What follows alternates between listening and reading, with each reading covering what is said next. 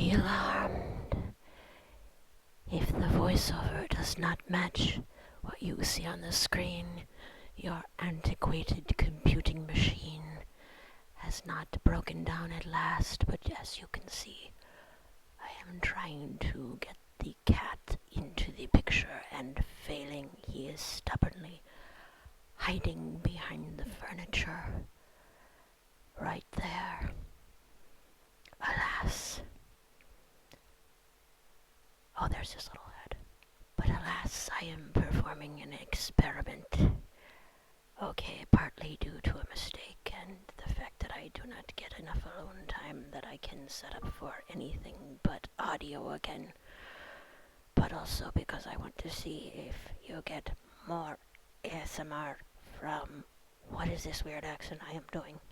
And you get more ASMR from mismatched vocals than you do from regular vocals.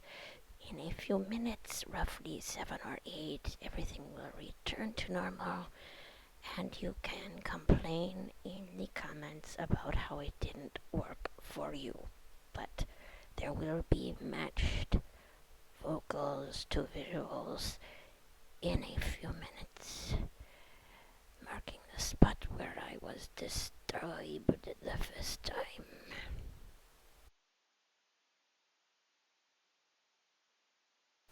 Alrighty then, Brett and Leslie, Chapter 9. Swinging along, shaking my tail, I made it to that 11 a.m. prep cooking shift with almost 30 seconds to spare. Plan in skull. I would get my first fat paycheck at the end of the shift.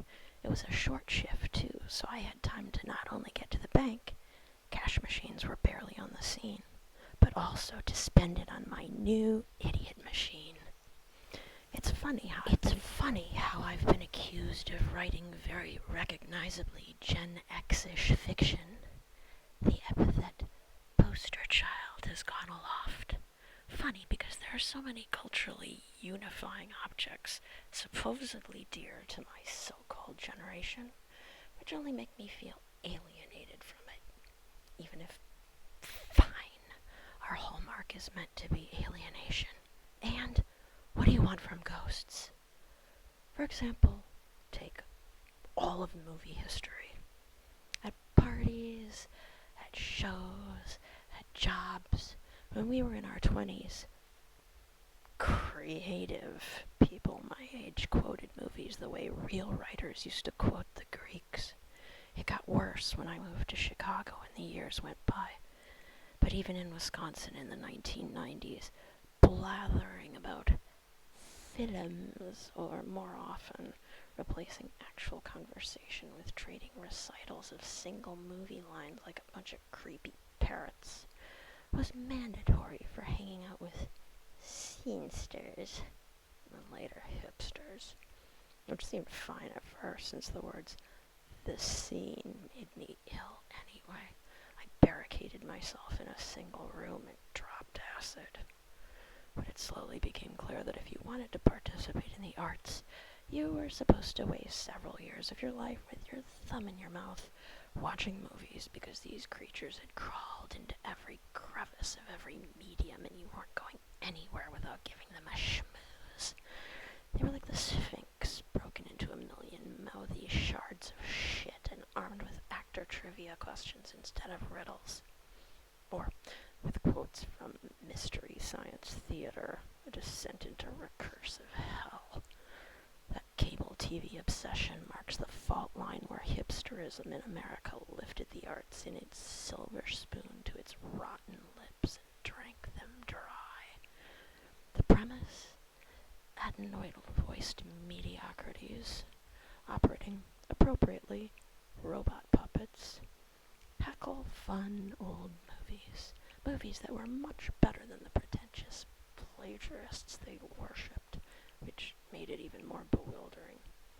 Even people who fancied themselves novelists and playwrights couldn't get through 30 seconds at a party without laughing conspiratorially at a non sequitur from this circle of the inferno. This was the first time I noticed the uncanny valley.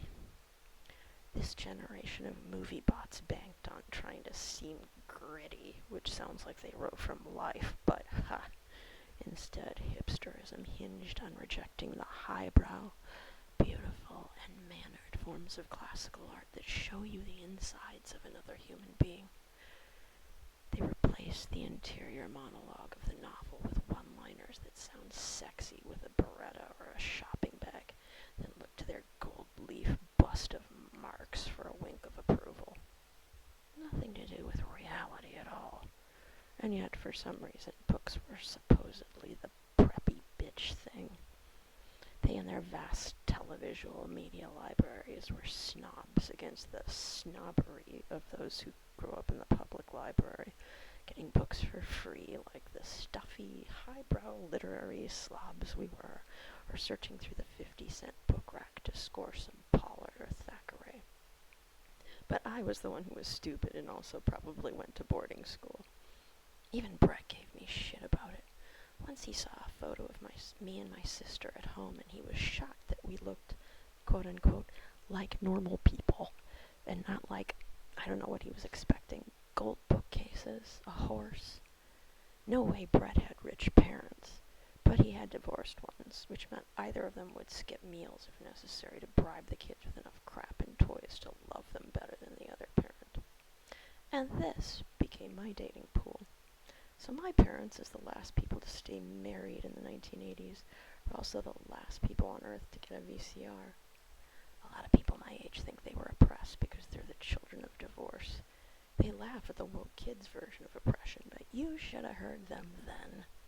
But maybe the problem with the mid-20th century wasn't divorce, but the condition that marriages were in to begin with. They got off easy. The war ended.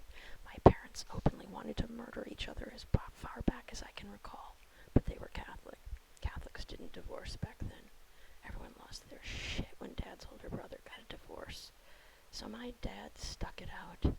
Instead of guilt presents, I got, well, okay, I need to move the story along before I give myself a stroke. Life demanded that I sit through the Church of Movies services, so I was going to become literate in movie speak, if only to show life who was boss. As much as I loved music, working with musicians was turning out to be not my kind of nightmare. And you needed a practice space, so if you didn't have money, you needed this circus's worth of roommates. But there was no way I was about to go through life enjoying everyone else's artistic labors without making anything myself. I might be a freak, but I ain't no parasite. Little did I suspect that, in the future, and probably already, the spectator, not the artist, would be the precious and scarce resource.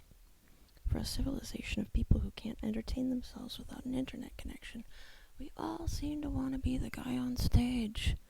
And nobody is ever embarrassed when it turns out they have nothing to say, so long as they keep their clutches around the mic. Everyone still wants to make art out of everything, but now everything is already trying to be art, and 99.999% failing. But never mind. I thought my dumb shit was needed, and I love a good mission. And if I didn't at least get fluent enough in outsider Hollywood to at least dog paddle my way through a conversation with one of these trust fund hipsters who would otherwise dismiss me as a monocle-wearing snob, the mission would surely fail. So I was going to buy that $200 combination TV VCR, rent a bunch of videos, and get exactly as drunk as I needed for as boring as they turned out to be. 5 hours of gourmet culinary prep cooking later. Mostly I humped 50-pound bags of carrots up a rickety spiral staircase and then fed them into a blade that could take my hand off. But it was better than washing dishes. I must have been roiling with palpable, spit-like bubbles of glee when I hit up the assistant manager for my check on the way out of the brew pub. She narrowed her eyes at me. Yeah, the brew pub was big enough to have an actual assistant manager, unlike Joe's, where Joanna mostly pretended to be one, but otherwise they were so alike I called this one Joanna too. They even had the same underbite. Assistant managers were the pre-corporate equivalent of a human resources lady, and I say I must have been visibly happy because because her highness made fine sport of shooting me down. Don't spend it all in one place, she said, releasing the paper into my paw with distaste. You'd have thought it was her money. Unless that place is paying your rent in advance. This experimental promotion isn't going to last long unless if you keep showing up late. Late? I said. I was 30 seconds early. You can check my punch card. And, hang on, who said this was an experiment? Yeah, she said. I fixed that for you. She glanced down at her manicure and back up with a mock flirtatious smile. Fixed what? Fixed. You're in the big leagues now, she said. My confused look seemed to please her. When you wear that cook's apron, you need to be in the cook's apron before you punch in, and you need to punch in before you're in time. Simply leaping into the building at 10:59 for your 11 o'clock shift smelling like a brewery isn't going to cut it any. We work in a brewery, Joanna, I snapped. Joanna? Sorry, Kate. You're not smelling me, Kate. You're smelling that giant vat of beer brewing in the corner, with a few high notes from the rich, fruity bouquet of your own raging insecurities about your... Okay, can you lower your voice? And for the last time, I said cheerfully, I had no idea that he was married. Are we clear? To be honest, I didn't even want to have sex with him. He drunk manipulated me into a corner. You're both disgusting. I still have that scar from your giant set of yacht keys or however many houses Daddy bought you above my eyebrow. So I think we're even, or at least even enough that we don't need to make each other's lives more of a living hell here than they need to be. Don't you... Shh, please. Don't you like your job? She needled, always able to find reason to be smug in any situation. I love my job, I snapped, but have you smelled yourself? Not in front of the customers. There are no customers. You killed our afternoon traffic when you nagged them into getting rid of smut and eggs. And I'm in too good of a mood to waste any more of this beautiful day listening to you and your failing marriage. How many times do I have to beg you both to leave me alone?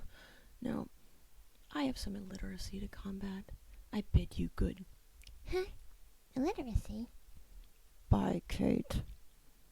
Only slightly soured, I scampered down the sidewalk, trying to convince myself that this was going to be fun. At least as fun as books, right? Why else would people do it?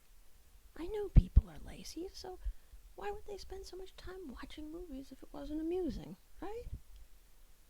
I felt a little bit less certain when, an hour later and a month's rent poorer, I was standing in the middle of Medicine's cool movie rental shop on the possibly mistaken assumption that it would be marginally less boring than Blockbuster. Fresh new machine in hand, beginning to wonder if I was an easily bored person. None of it.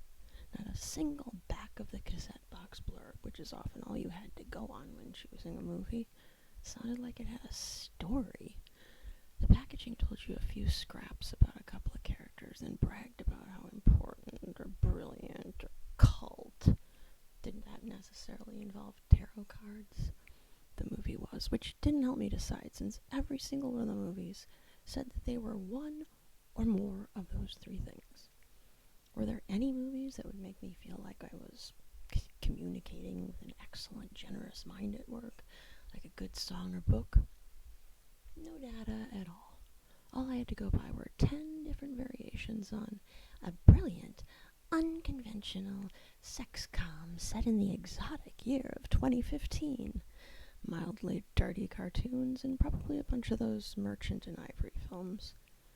Anything was interesting in the hands of a good mind, but I was starting to suspect all this crap had come from the hands of hipsters, which are usually sticky, never mind interesting. But I wanted to be excited. I finally had a VCR. I was afraid it was going to turn out like my social life. By the time my mom let me have one, I didn't want it anymore. Now I finally had my VCR.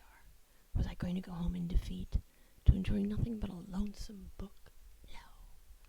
But that machine was damned heavy. I had to convince myself to get excited about something before my arm snapped. Finally, I spied a biopic about Oscar Wilde that had the Jeeves and Wooster guy in it and some La Blue girl, which, even if it was boring, could theoretically be rejiggered for another purpose, and hipsters mentioned Japanese cartoons all the time. Back at the ranch, I hoped nobody would see me before I got my entire life savings up to my room. I didn't hope much, though. As usual, Paul and Yali were lurking in the loft, smoking pot, and scanning the forest floor for any potential carrion. I could feel their eyes on me like tree rats. But I clambered upstairs like everything was normal, with that big package under my arm, trying to look like groceries, rutabaga eyes scraping my t-shirt like laser sights to greet Jumpy the guinea pig, the highlight of my day. But I didn't have any beer or groceries to deposit in the kitchen, and it smelled like the terrible twosome had to be almost comatosely stoned, so I figured I was safe. Nonetheless, I went straight downstairs with a book and casually fumbled for the vodka. Oh, Lucy, you're so paranoid, I told myself. Lighten up and enjoy the evening. We've got a band gig. We're getting a promotion. We're going to be hip. I decided that after I read my way through a cocktail, I would bang on the drum for a while. Not only would I get practice for the show, but around the time I started to feel silly playing without a guitarist, Paul would decide he needed to ruin my practice session for me by insisting he had to go to bed early for some made-up SSI appointment or skateboarding startup scam. With him safely passed out in his luxurious second bedroom, snoring like a pig, I could sneak upstairs and at long last delight in my video nasties. I did have a friend who owned all the Young Ones videos and occasionally let me watch. Those were not boring at all. I didn't think Paul would actually try to fence my TV. Or not at this time of the month anyway. He just got his SSI check. I could tell by all the pizza boxes. But I knew exactly how obnoxious he would be about commandeering the thing, making an evening of it, constantly insinuating that someone should order food to make it a real party. And worst of all, he would want to make us watch some of his bullshit. I know, I was doing this to try and blend in with these assholes, but I felt no rush to jump into the deep end. And I stupidly hoped that someday I would find real art people who weren't always trying to steal from me. The mystical poet worship of dead old Oscar Wilde was as flaky as I needed to get for the nonce. Alternately, the thought of watching La Blue Girl with Paul and Yali was already giving me genital sores. So, too distracted by the question of whether I would be able to plug headphones into the TV VCR or whether I should give Paul some vodka to make sure he stayed asleep, I stared at the same paragraph, mind gleefully racing, all the way through my Midwest tardy, vodka and tang, an invention of Smackies. Almost smugly, I searched for my drumsticks. I should have learned, even by then, that the likes of me don't get to make plans. Wait, what am I saying? I learned that lesson too fast. Half my problem was that I was always flinching at the thought of the future. I mean, we were right about the coming collapse, but I don't think 0% of that was self-fulfilling prophecy. Although, face it, 90% of most things is the wheel of history relentlessly grinding the plebs to sausage, no matter what they do, a la that amazing scene from the Roman poet Juvenal. But chin up. At any rate, I never began drumming. By the time I noticed the phone was ringing, Paul was already commanding me to answer it. Only record executives had cell phones. If you had roommates, you all shared the same phone. Paul, the phone is 10 feet from you, and I'll bet you're doing nothing. I actually moved it into my loft, he croaked, but I'm weak with malnutrition. Nobody has ordered pizza today. Uh-huh. The phone stopped ringing. Oh, well, I hope that wasn't the lottery, he said. You lazy asshole. You can't call a disabled person crazy. I said lazy. And you're not disabled, Paul. I'm as crazy as you are. And I have to work. In retrospect, I was nowhere near as crazy as Paul the asshole, but some work, even just the exercise part, would have done him a world of good. The ringing started again. Paul! What? He said. It's not going to be for me anyway. Never. I shouldn't even have to pay part of the bill. I should get it reduced. I'm going to die just like I've lived. Alone. Unappreciated. Abandoned. Unfed. Neglected. Jesus Christ, I muttered. I clambered up till I could get my arms into his malodorous loft, where, indeed, the phone was right by his purple feet, picking up foot juice. Gagging slightly, I picked up the receiver. An evil look crossed my face. It's for you. Shit. Tell him I'm not here. No, that'll look like I'm trying not to pay him. Kidding, it's for me, Paul. Oh. You're still paying your bill. I hear you on here begging your dealer for a gram when I'm trying to read. I am not. Shh, I chuckled. Then, knowing all pleasure for the evening had been cancelled, the grin fell from my cheeks. Hey, Joanna, great to hear from you. I'm sure. So, you still interested in that promotion? I can't believe Joe's thinking of... If he goes out of business, I have a condo I just made a down payment on. How? Jesus Christ, never mind. I don't want to know, I said. When do you need me there, and what's the gossip? As an hour ago as your gross little chicken legs can buck down here, number one. And two, Dweezil had an overdose. Typical Monday evening, then. Or is it even Monday? I don't remember, Joanna said, exasperated. I've been awake for 48 hours. I don't have time for small talk. Joe just got into a fight with a customer. Oh, that guy who keeps saying he'll put sugar in Joe's gas tank if he doesn't arm wrestle him? Don't make excuses for Joe's behavior. Condo, down payment, yeah, I got you. But yes, it was that dickhead. Called it. Okay, I'll be there, but you owe me. Oh my God, how do I owe you? If anything... Your connection has gotten bored. You will be shortly redirected to my farting chamber. I slammed down the phone and tried not to let Paul the asshole hear me groaning. Gotta go back to work, huh? Yeah, so you can be fat, Paul. Bigot. Oh, baby, baby, it's a wild world, he sang. I could hear the bongs start to bubble and shook my head. Then, pretending nonchalance, I raced upstairs to put on my stupid hot dog t-shirt. Paul did just get paid, but he was already begging, and he seemed bored, so just in case, I took my new TV VCR and buried it in my dirty laundry.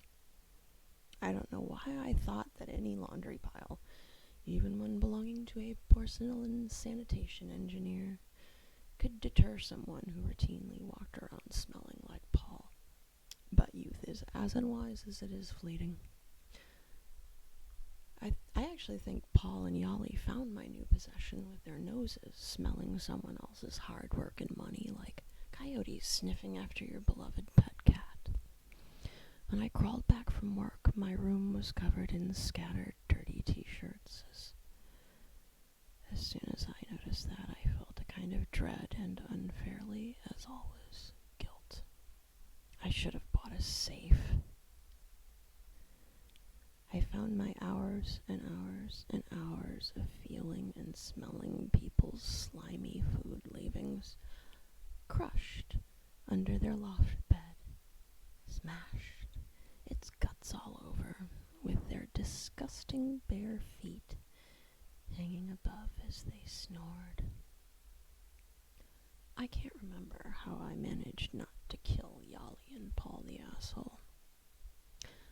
if you want to know why I don't know anything about movies, well,